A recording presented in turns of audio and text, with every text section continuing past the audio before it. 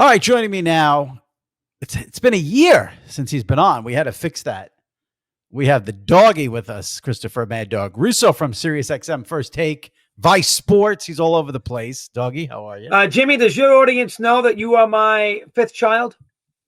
I think, well, your audience certainly knows it, but yes, I think a lot of people know that. And my fourth son, do they know that? Yes. Yeah. They listen, everybody knows if they want Mad Dog clips to check my Twitter. Yeah. You know, I just, right before we started, I did a quick Google search for your name just to see if there's any news I should know about. I didn't even know this, but we made the Daily Mail, you and I, last week when you called Schlittler. First you called them Schlister and then you called them Schittler. And we made the Daily Mail. I saw that you posted that. Yeah. So there you go. Yeah. Again, that's where we are. No Jimmy, chance. Of course, is from Long Island. How your parents doing, by the way? How's the old man? Is he feeling all right? Yeah, he's good. He's good. He's hanging in there. He's doing good. That's I appreciate you asking. Jimmy's the best. All right, what do you got? We got a lot to do. What do you got? Go ahead. We have a lot to do. I got a long list of topics here. Well, let's start. We'll start with baseball. Right. Because I thought I said, I should get Dog on when we get closer to the World Series, but I know you're going now, so that would be hard for you. So let me start with this. A couple of things. Next year, the new deals kick in, NBC, and now we thought it would be NBC, ESPN during the week, Apple TV with the Friday. And now we see baseball now going to do the Roger Goodell and split everything up. Opening night is on Netflix. Game 2, an exclusive on Peacock. Now, baseball has a lot more inventory than the NFL, but the baseball fan runs a little older. Yep. I hope it's not a disaster for the sport, what they're about to do. I agree with you 100%. It's so hard to follow the games. You would know better than me where the games are going to be. I mean, I know Netflix. I know that Netflix has also the Home Run Derby, do they not? Yeah, I don't care. I mean, they got all the postseason is going to be where NBC and Peacock got that wild card week, and it is going to be very, very complicated. You know, it really comes down to the idea that Rob is trying to do his best to make up for the money that he lost, and so to do that, he's got to split it up 9,000 different ways. But it makes it very, very difficult for the average fan, as you said, older, not remote savvy, to find out where his games are. I mean, as it turns out, the Yankees, are on Amazon, they're on Apple TV, they're here, they're there. I mean, yes, they're on, they're judging ESPN, everything else. And ESPN still has 30 games for next year anyway. So they got the weekday games, but they don't have any playoff games. And they're going to miss not having those games on playoff baseball because that's a good week with the wild card and everything else. They got good ratings. You send them to me all the time. And they're going to miss that because they're not going to get the same ratings on Peacock. They're not going to get those same ratings on Peacock. I agree with that, but I do think NBC, I think NBC will do a very good job with baseball. They do a very good job with the NFL on Sunday night when they get a playoff game. I think NBC, now listen, I don't like the idea of playoff games on Peacock, but I think overall they'll do a good job with coverage, NBC. They're going to do Sunday night baseball. Shows you they're into it. It does, and I generally agree with that. I don't know who their announcers are going to be. I mean, we don't. Nobody. They're not going to bring Bob Costas back. So Bob's. I'm a little older. You're not going to bring Bob back. So maybe Tariq will take a 50th gig. Yeah. Mike, he's got everything else going on. Maybe Mike does it. But you're right. I do think I'm with you on that. I think NBC will do a good job. Listen, the bottom line is for baseball is they're on too many different platforms. It's hard to find the games. I mean, it is a major. I mean, opening day is on Netflix. That's a huge day in the sport. I'm going to stick that Yankee Giant game on Netflix. Opening day. Ask Michael Kay if he thinks that's fair, or Dwayne Kuiper and Mike Frucco, that it's exclusively on Netflix. I understand what Rob's trying to do. He's trying to maximize every penny. He's got to be able to do that because he doesn't have that central fund like the NFL does. So he has to do it that way. He's got to sort of nitpick and cherry pick here and cherry pick there, but I don't think it's good for the overall viewership, Jimmy. And you know this stuff better than me. You and I talk about ratings all the time. When they're on 3,000 different places, a lot of them cable, a lot of them streaming services, and you can't figure out, what eyeball is where as far as the ratings are concerned. I think it's a problem. Yeah, and it's interesting too because and I don't mean this in a disrespectful way. It's going to sound it, but nobody during the regular season, nobody for 162 games ever thinks of TBS as being involved in the baseball business. And then they swoop in, and then they've got the LCS and the division series and the LCS. Yeah, nobody watches TBS on a Tuesday nights. I mean, you sit around and wait, who's flipping a TBS Tuesday night for the game of the week? Now, and they're not national. They're not national games. Yeah. So the Yankee game in New York is on and not on TV. So who's watching it? Nobody. I mean, it's a major problem. Listen, I don't love the TBS way they do things. I don't love the Fox way they do things. So maybe NBC will do it a little better. I don't like the hoopla with Fox and the TBS. Right. I don't. Although Brian Anderson's done a nice job so far, Darling and Fincourt, it's a very good booth. That's a very good booth. I just don't think the casual eyeball is going to TBS to find playoff baseball, and they probably got killed last night or Monday night up against the two football games, and they got a riveting ninth inning, Dodgers and Brewers. How many people saw that? Not a ton, because it's not a place where the casual fan is going to just happen to turn into, and it's a problem. So, I mean, again, baseball has always been in a situation. Their best strength, as you said there a little while ago, they have content and they provide a lot of summertime programming. And the playoffs are tremendous and the playoffs on a daily basis. But on a daily basis. Football, though, that's the only negative. That's right. That's a problem. But the summertime programming, they have a game on every night in the summertime. So they supply content, which is very, very important. I think that's their best television advantage that they have compared to the other sports. Yeah. Between June and Labor Day, essentially, is the only game in town, essentially. Yeah.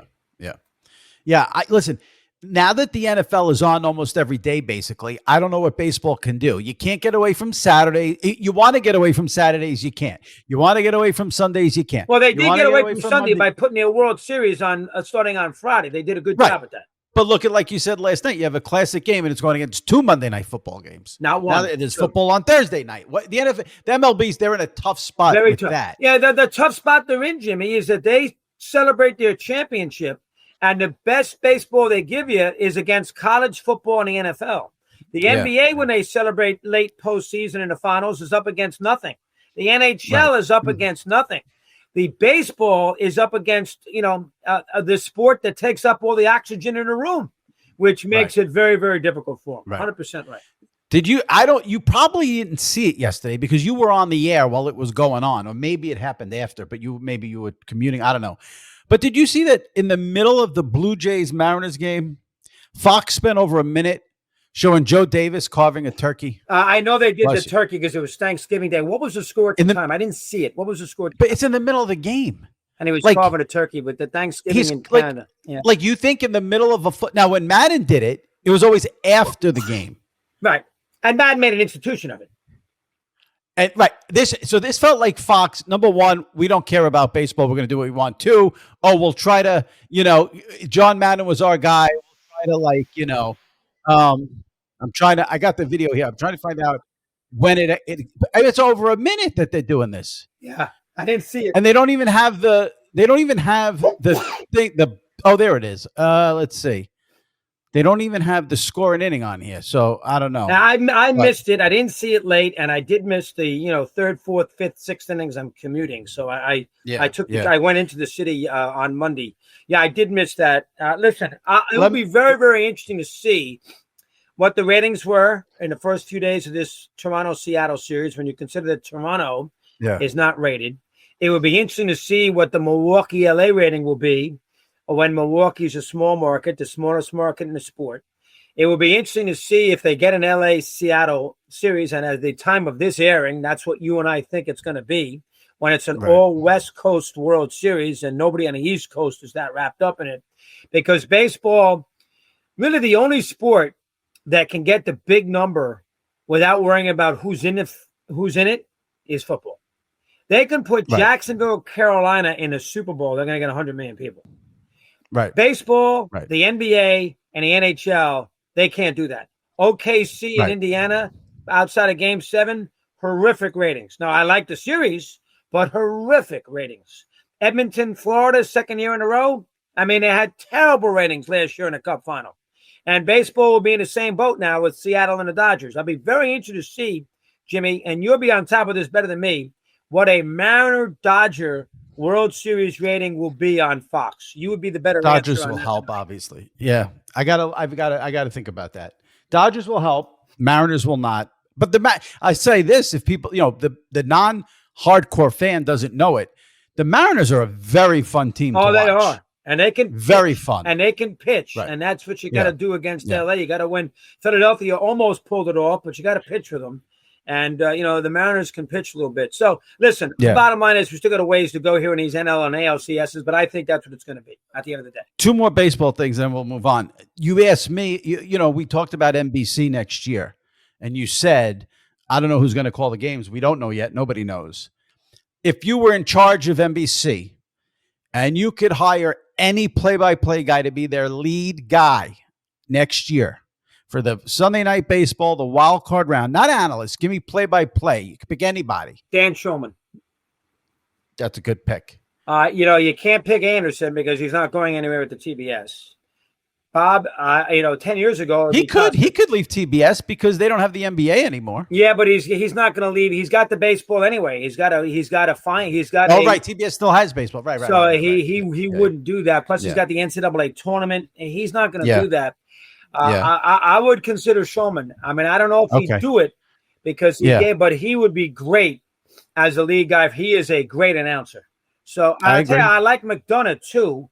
McDonough's great, he's not leaving, but he's not going to leave either because he's got the college football on ESPN. You're telling me a guy that would consider it, and I got to look at it from both ways there, Jimmy. So I would say Shulman. He'd be a good choice. Yeah, that's a good one. That's a good one. I when someone asked me, I mentioned him as one of the guys. That's a good one. And then the last thing on the sport that has nothing to do with the TV, but where do you stand next year? Now we're going to get the ABS challenge system with the balls and strikes. Each team with two challenges. Yeah, I'm okay with it. Think about it for a second. You may not remember the pitch, and I didn't see it live. In the seventh inning of Game 4, Phillies-Dodgers, 1 out, nobody on. Sanchez leading 1-0. Throws a inside pitch that is strike 3 to Alex Cole. Did you see the pitch? I saw it after the fact. Yeah, I didn't see it live either. Because everyone lost their mind about it. That is strike 3. Now, think about it for a minute. If that is strike 3, we probably play a Game 5. There would be 2 outs, nobody on. He would figure out a way to get another out in the inning. And then you can pitch Duran for 2 innings, clear bases. They probably win the game. Think about that. Yeah. Next year, he would. Now, the pitcher and the catcher are the only ones, and the hitter are the only ones who can do it, right? It's the pitcher, catcher, and hitter, those 3. But the manager will signal to the hitter. Yeah, the manager will signal it. That's a good point. Yeah. But next year, they would challenge that, and that would be strike 3. Now, Sanchez said after that game that the home plate umpire apologized to him for missing a pitch. I don't know if that's accurate or not. But next year, that would be strike 3. And who knows, Jimmy? You be honest. That was an incredible game. If they get that strikeout there, they're only 5-7 outs away. And Sanchez would get that last out somehow, some way. And then you got Durant for 2 innings. They may have won that 4th game. 1-0. Here's what's funny about this. Usually you go for the old school reference and not the reference from today. And when I think about the ABS system, I go old school. As a Yankee fan, all I think about is Mark Langston. I don't think about anything but that. That would have been strike 3. On Tino. Tino Martinez, and then he hit a grand slam. Next pitch, grand slam. Yeah. That would have been strike 3, bases loaded. No question about it. Richie Garcia behind home plate. That's the great thing about baseball. There's rarely a call in the second quarter in the NBA, first period in the NHL, that dictates the game. Baseball could have a call with a ball strike in the 5th, 6th, 7th inning that can dictate a game. That call, not in the 9th inning, in the 7th inning. No, late. But 7th inning, Jimmy, that in a lot of ways, you can make an argument that dictated that game. You can make that argument. You really can. The only thing I don't love, I don't think 2 challenges is enough. You have 9 innings. They miss balls and strike calls all the time, and you just hit it right on the head.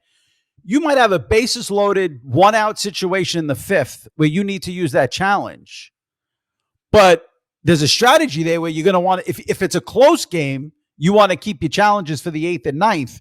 I'd like to see maybe a minimum of 3 challenges. Yeah, but you keep your challenge though if you get it. Oh yeah, that's right. You keep the challenge if you win it. Right, correct. So maybe, but I agree. 2 may not be enough. That's a fair point. You got to utilize them properly. But that was one that I was thinking about that could really be beneficial for next year. So listen, baseball's had a good postseason to wrap up the sport here. You've been into it. They had the Yankees-Red Sox game 3. They had a good wild card series because they had 3 game 3s out of the 4, which they've never had before. They had a dramatic, couple of divisional series went to 5 games. The other 2 were 4 games and good series. The Blue Jays, Judges home run. And then, of course, the Phillies and Dodgers, a lot of those great games. 9th inning bunt, not bunt. And, they might get hurt now, though. That's the one thing. They might get the Dodgers killing the Brewers. Seattle's already in good shape. And then they might get LA steamrolling things in the World Series. And the discussion then is going to be, this is a joke with the Dodger payroll. I mean, the discussion at the World Series, if they, roll and don't lose any games, is going to be about, this is ridiculous. I mean, think about it. The Dodgers are pitching basically $400 million of payroll. Ohtani, Glasnow, Yamamoto, and Snell against relievers for the Brewers. That's all you need to know.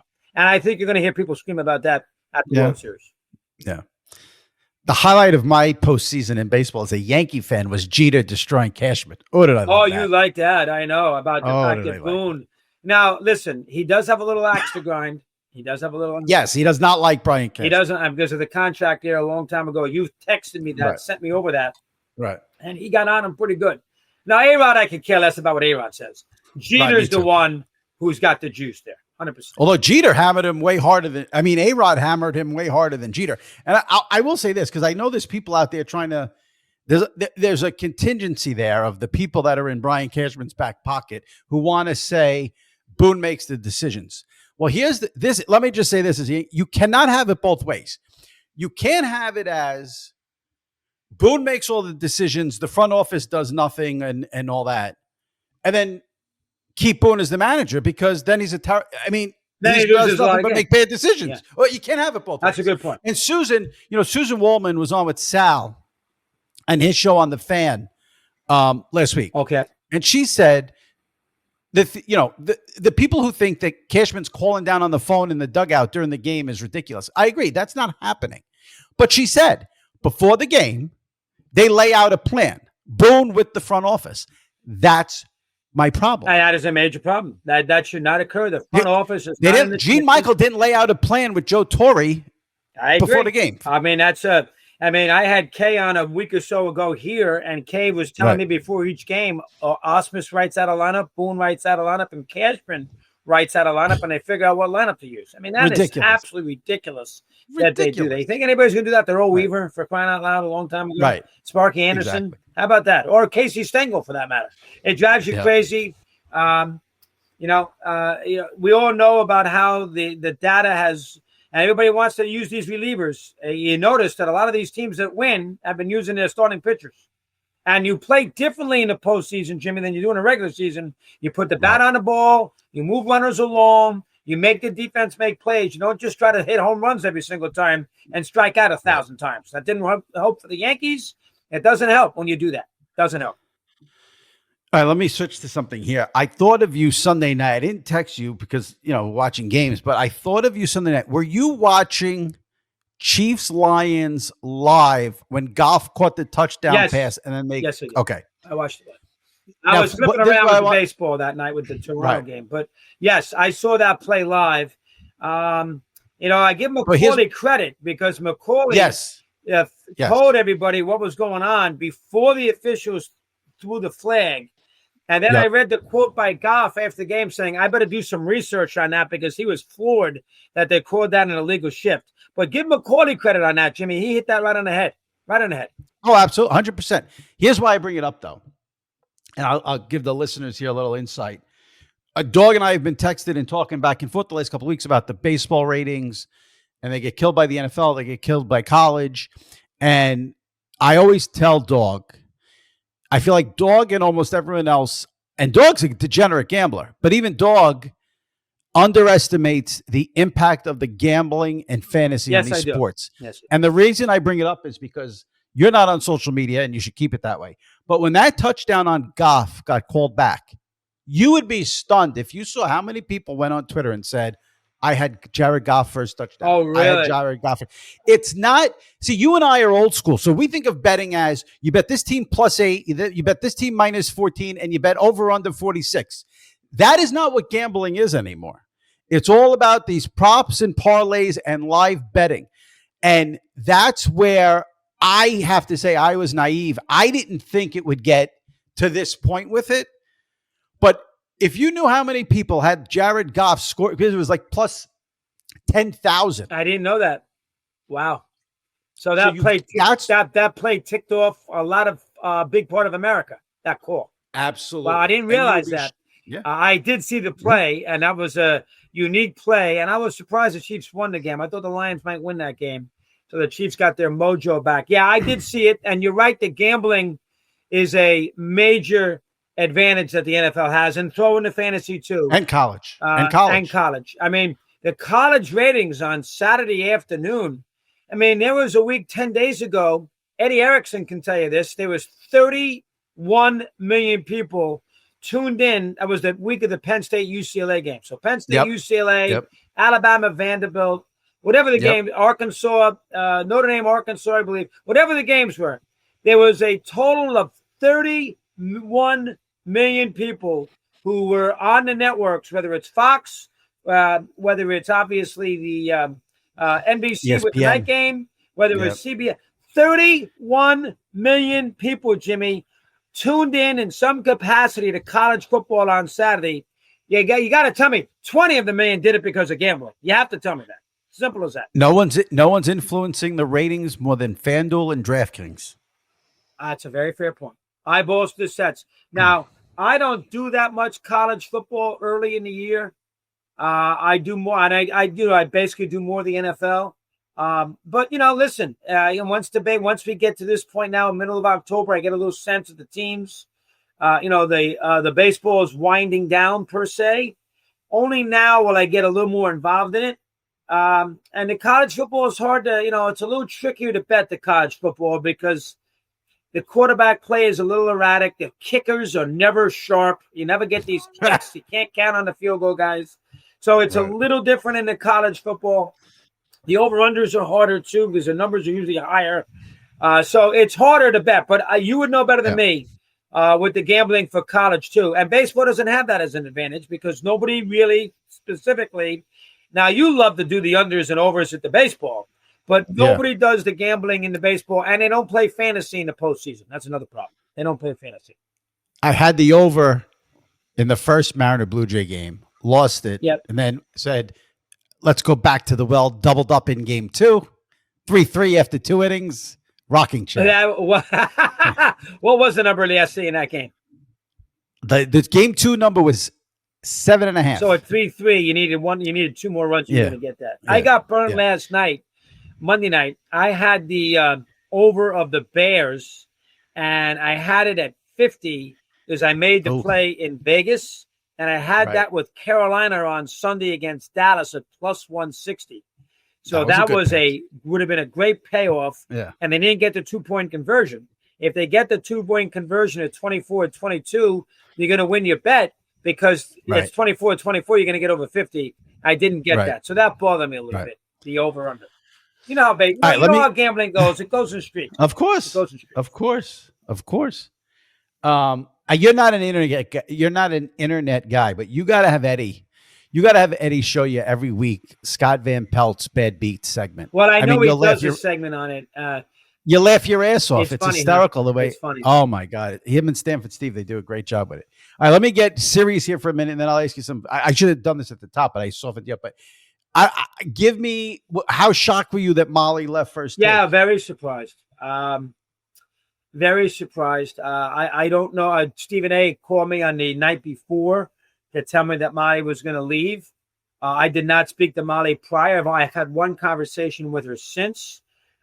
She was on there a long time. I think they probably wanted to move around a little bit and try a little something different. Not that the ratings are bad. It's just, the nature of the beast. You're on there forever. They like to make a change. They're making a change sake. I think they wanted to keep Molly with the network. And I don't know if Molly wanted to do that, because I think Molly probably looked at it as, well, if I'm not going to do First Take, I don't want to do Sports Center. So she probably didn't want to, felt that would be a demotion, I would assume. I don't think that, I know I don't know when her contract was up, but I don't think that was going to be an immediate decision about removing her, by October 1st, say. So I think she precipitated it. I guess it was in the Sports Business Journal. Is that what it was when it first leaked? Is that what it got leaked to Sports Business Journal that she would be leaving at the end of the year, right? And then 2 hours later, she was gone. Right. I think probably she felt embarrassed. I didn't talk to her about the specifics of why she decided as soon as it was in Sports Business Journal, but that's what I'm thinking. That she probably would have felt embarrassed if the world would have thought that she's a lame duck and she's still doing the show. So I think that probably had a little something to do with it. Molly was great to me. We had a great relationship. She got a kick out of me for whatever the reason. She was a very important ingredient to what they were trying to do. Her and Steve had a good relationship. I would say big brother, sister, would be the way I would pinpoint it. They knew each other well, and she listened to Stevie. When Stevie gave her advice, she always listened to him. She spoke to him a lot. I think it was a big brother, little sister deal. But I was surprised. I did not know that was occurring. I was shocked. They took her over. I went to work on Wednesday. They had scrubbed her off all the promos and the Mad About stuff when she's out there. When they do that little promo, she was off. It tells you the quickness of television. If you're gone, they get you out in 10 minutes. I mean, didn't you famously do that to Mike when he went on vacation? Yeah, that's a famous one. I wanted to ruin those jingles. Which is a little inaccurate, but I wanted to ruin those jingles after he was in Florida on a vacation. And this is in 1990 or 1991.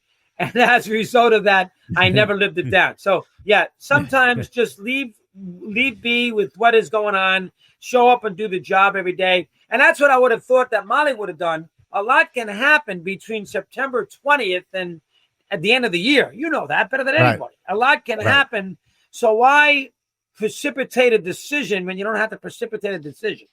Like you said, once it leaked. Once it leaked, I think she felt embarrassed. And I think that's probably why she left. I mean, how has it been for you doing the show without her? It's different. It's more. It's different.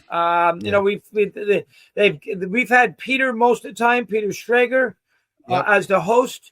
And he plays a little bit more of a role of host and editorializer at the same time. So it's a little different.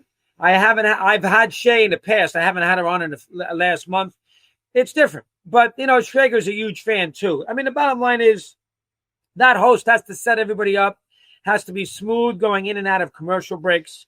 And Molly did a great job at that. And I think Molly, Molly was beloved. A lot of people love Molly. So I don't know if the ratings have indicated that. I don't pay attention to it too much. But if you're asking me, was I shocked? I was shocked. Yes, I was. I certainly was. All right. Let me get to some fun things before I let you go. Now, you got to explain something to me. And don't give me like a little Francesa hand wave. I want a full explanation on this. For months and months and months on your wonderful SiriusXM show, 3 to 6, Monday through Friday, that I listen to every day, you did nothing but talk about the Bob Dylan movie. Yes. Now, your hero, your guy, your main music guy, the guy we've heard about since your FAN days, Bruce, has a movie coming out, and we don't hear a peep from you. What is going on? That's an excellent question. I think two things with that. I think one, though I am all political, and 9 times out of 10 I will vote Democratic, but I usually I voted for McCain, I vote for Obama, I vote the man, not the party. I think Bruce on that last tour with his, long monologue about what's wrong with America, and he does it in Europe. I think that set me off. Bothered me. Let's see Bruce do that in Ocala, Florida. Going to Europe, killing the president, and I'm not saying he doesn't deserve to be killed, but I just when I go let's fix that line. Yeah. Yeah, that's right. I shouldn't say it that way. But going to I shouldn't say that word. But going and mocking the president is something that I just didn't want to hear when I go to a concert. So that turned me off. I think that's one of it. And I think the other thing that is, I am not as into the Nebraska album as everybody else is. While Dylan in 61, 62, there's a lot about it I love. A, the songs, and B, the time period. I am I'm not in love as much with the specifics of 1982 after the River album with Nebraska. I love Atlantic City. I love some of the songs, but that was not with the band. It wasn't like I ran out and bought it down in Rollins College or in Jacksonville. So that album didn't have the touch with me as, say, Times Are A-Changing or Rolling Stone or Blowing in the Wind or Hard Rain's Gonna Fall. Or not the same. So I think that's got a little something to do with it too. And probably the third thing I tell you, Jimmy, and it's a very good question. Wait, before you give me the third thing, sit back a little because the camera. Yeah. You're in the. There you go. Go ahead. Give me the third. And the third thing I give you, Jimmy, is that maybe, I told you the time period. I didn't know as much about Dylan before Complete Unknown. I've been following Springsteen since 74, 75. I might be a little bit more burned out with Springsteen info, while with Dylan, a lot of it was fresh and it was a little more. It was newer to me. So that's the reason why I think I was a little more intrigued. Now, will I go see Bruce? Absolutely. Will I opening weekend? It's the weekend of the World Series, and I'll probably be in LA, so I may not go opening weekend. I'll say this. If I was in New York next Friday the 24th, and I was on at 3:00, I would find a theater at 9, 10 o'clock in the morning. And my buddy Chris Christie saw it, and he said, and he loved Complete Unknown. And he said the movie it's a different kind of movie, but he said the movie was, he loved it. And he loved Complete Unknown too. I guess the fourth reason is too, Jimmy, I'm not as in love with Jeremy White as I was with Chalamet. I don't love The Bear. So I'm not a huge Jeremy White fan as I was intrigued by Chalamet. That's got something to do with it. Now, here's what's funny about this. I'm not a huge Bruce guy or Dylan guy for that matter. Had no interest in the Dylan movie, but we'll go see the Bruce movie because I am a huge Jeremy Allen White fan. Wow, how about that? And Bruce is more of my age. Bruce was there in the 80s, Dancing in the Dark, Glory Days, all that stuff. Whereas Dylan was a little before me, so I don't have that connection to, even though I'm not a Bruce music fan. Right. I feel a connection to Bruce just because in the early 80s, MTV starts. It's him, it's Prince, it's Michael Jackson, whether you like him or not. Right. That was my childhood. Yeah, he's part of it. Yeah. I mean, listen, I understand that. And you know where Bruce won me over? Bruce won me over when he did his Curb Your Enthusiasm cameo last year. Oh, that's where Bruce I didn't even know that. I know he's been all over the place with, he was that serious. He did Jimmy Kimmel this week. Yeah. So he's been all over the place. And I've heard the movie. It's a lot about him and his father. It only covers 18 months. It doesn't cover a long period of time.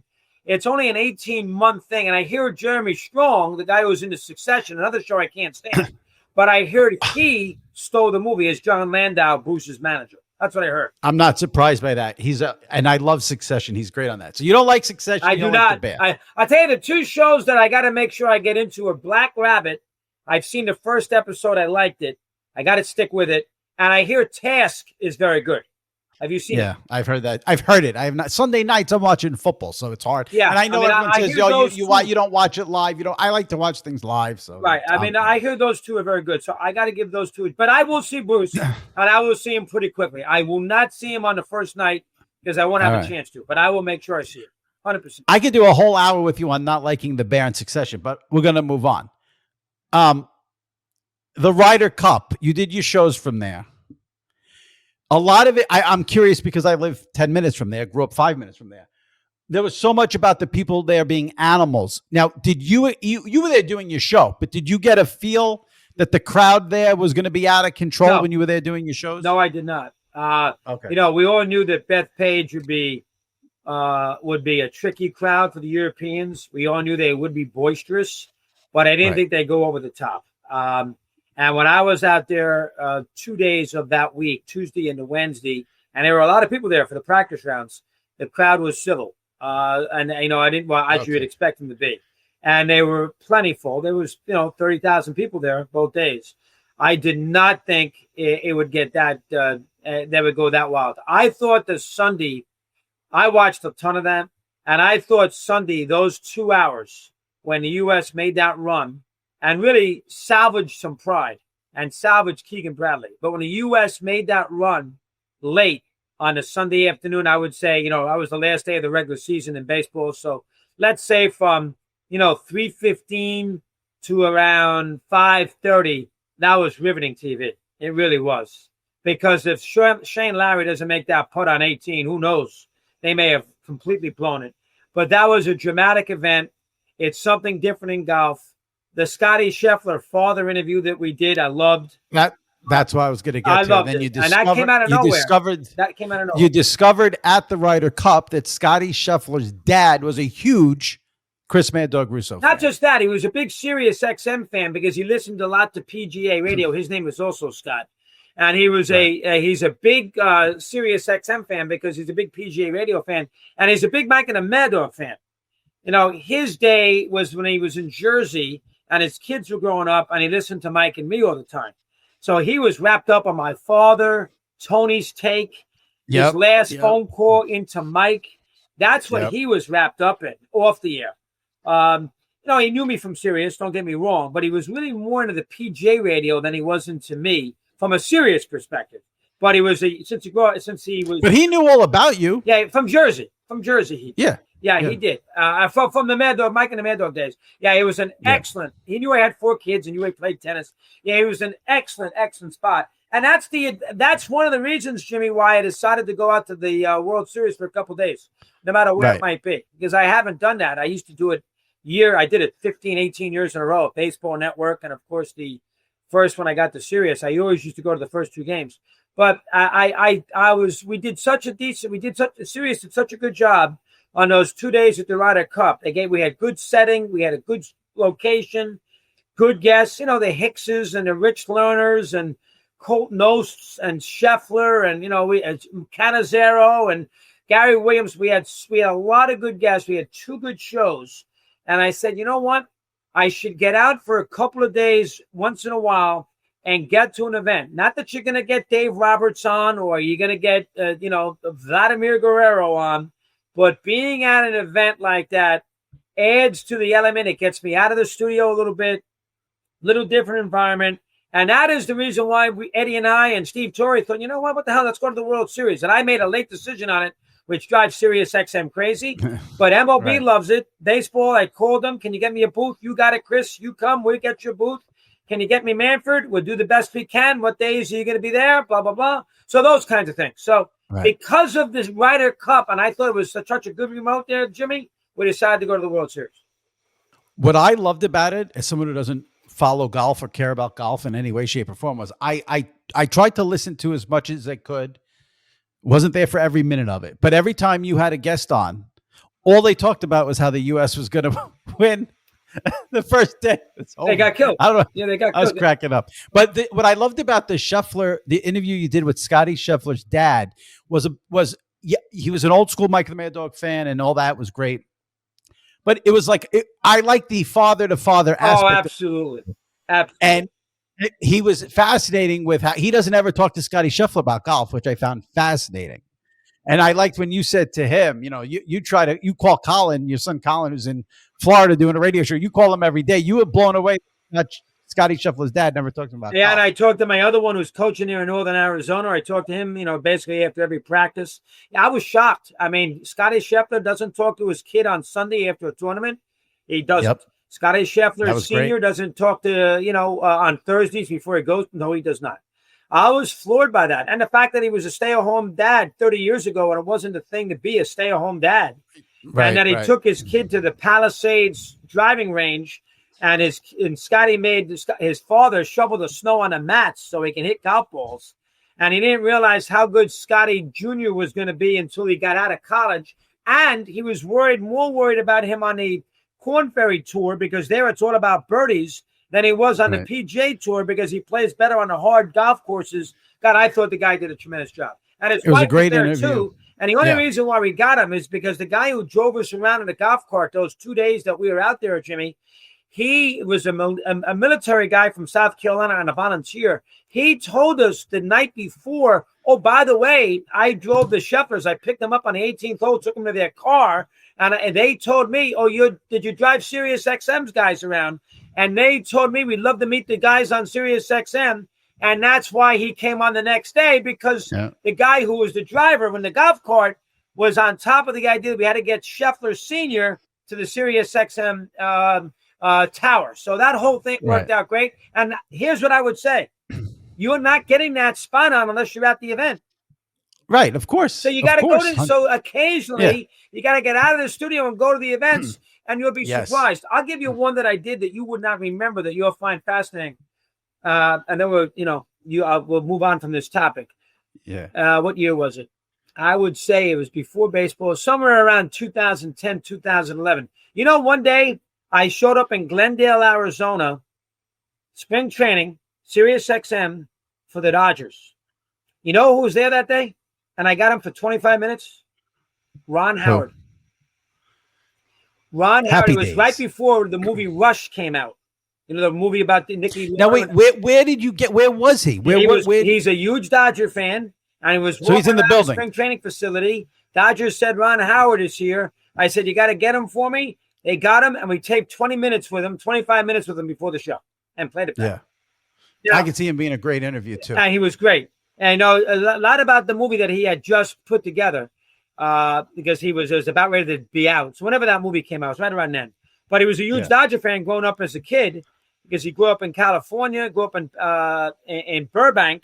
He did the Andy Griffith show and everything else. But and if you are not at the site, you're not getting lucky like that. So sometimes you got to put yourself in a situation where you might get a guest or two. I learned that lesson a lot in radio. I learned it with Scheffler at the Ryder Cup. Maybe I'll pick up something at the World Series for a couple of days that will surprise me and be a little something different. At my age, Jimmy, after 40-something years, you got to find things that motivate you on a day-in, day-out basis. So there you go. So let me ask you this. If your producer, Eddie Erickson, right now at 2 o'clock Eastern, can book any guest for your show that starts at 3 o'clock Eastern today, who would you want to talk to today? It doesn't have to, if it could be about something that's going on today, sports, non-sports, but if you could book one person for today, who would it be? Wow, that's a good one. Wow. One person for today. James Franklin. That's a good answer. That is a good answer. Wait, what are you going to do with your $49 million? Yeah, that would be. That's a great answer. He's a good interviewer. Okay, he's got a good voice. He comes across. Right. $49 million. Did you see the end coming? What happened? Right. How come you couldn't beat a big game? How come you were 2 in whatever your record is in big games? He hasn't been talked to yet. We haven't heard from him. That would be a spot that, it's in the news. It just happened. I'd be into that spot. Great answer. Eddie can't get him? I don't think Eddie can. I tell you right now, anybody who can get spots, it is you. I am telling you on this show that you do this podcast. Oh. Now, you got stuck this week, so here's Chris Russo. I get it. But overall, your ability to get these guys on, whether it's Aikman, Buck, Barkley, Herb Street. You get those guys. Not like you do. You get these spots on. You just had Joe Buck. Credit. You get them on. You just had Joe Buck. But it's a different thing. Like what you did with Scottie Scheffler's dad. I couldn't do that. I love that. Here's what I love. I love that Scottie Scheffler's dad tells you he never talks to Scottie Scheffler about golf. And you're on the radio every day killing your poor son Colin for doing a triathlon. Yeah, it's a good point. I learned more about Scottie Scheffler Jr. from his father than I ever would have learned if I had Scottie Scheffler Jr. on.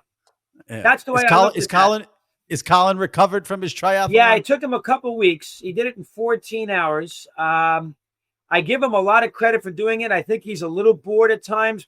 out in his social life in West Palm Beach. I think he needs a mission. I think that's a good reason why he did it. And you're on the radio saying dopey marathon. He needs a hobby. What is he doing this for? Go play golf. The supportive father. Yeah, I did. And a lot of people got on me for not going out there. My wife went. Ginny went. So, and you know my family very well. Jimmy knows him well. He doesn't know Tim, but he knows my wife. He knows the two kids. I know Timmy. Jimmy, no. But, I saw him at Bar. My wife went out there, did a great job with it. And I told Colin a couple weeks prior, I said, Colin, listen, it's week 1 of the NFL. I can't come to this because there's also the U.S. Open final was that day. There was a lot going on in sports. That was a huge sports weekend. And I said, you got to give me a pass. And he understood it. So there you go. And my wife was there. She did a great job. And you told him, don't do the triathlon, take up golf. Well, that's what I told him. I like to see him play some golf because he can get into it with his brother. But anybody who can swim, and I tell you what he used to do. You know that he used to get up at 5 o'clock in the morning and go in the intercoastal and swim with a bunch of 60-year-olds. You know, those 60-year-olds who have those swimming deals in the middle of the night, that they get up at 5 o'clock in the morning, the 55-year-olds and swim. And he had a group that he did that with to get ready for the triathlon. Now, how many 23-year-olds would get up at 5 o'clock in the morning and go swim with his grandparents? When you get right down, I give him credit. Right, I give him credit. Yeah, All right, go do your thing. I love you, Jimmy. Chris Mad Dog Russo. All right, pal. Wait, let me tell. SiriusXM Monday through Friday, 3 to 7. First Take on Wednesday. What are you still doing the Vice stuff? Is that all you got? Vice. Yes, I have one more Vice show. Plug it. Yeah. One more to do. I will plug it. That show will begin, I believe, in November. We've done 4. This is the second season of it. Thanks to Gary Myers, who got me involved. This is the second season of it. I have one more show to tape, and I'm going to tape it on Monday in a bar in New York. It will take me about 4 hours to do it. They put together the scripts and the interviews, and I sort of play executive producer. I'm good at that, and they do a great job, Vice. They do a great job.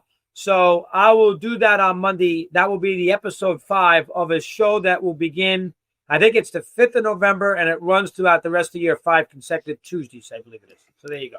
All right. We will check it out. Doggy, you're the best. All right, Take Jimmy. care. We'll talk to you soon. All right. Okay. Bye-bye.